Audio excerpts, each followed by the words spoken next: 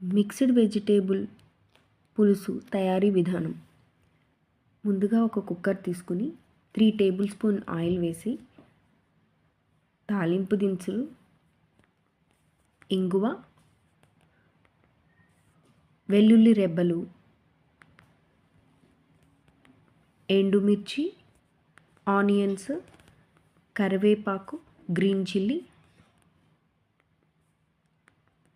Carrot ముక్కలు, సొరకాయ ముక్కలు, చిలకడదుంప ముక్కలు, బంగాళదుంప, ములక్కాయలు, టమాటాలు,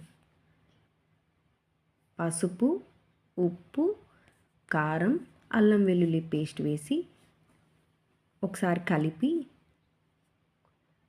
ధనియాల పొడి, జీరా పౌడరు వేసి మగ్గనిచ్చి చింతపండు రసం వేయాలి. కొంచెం వాటర్ కలిపి కుక్కర్ మూత పెట్టి 2 విజిల్స్ వేసాక కొత్తిమీర వేసి వేడివేడిగా సర్వ్ చేసేయడమే.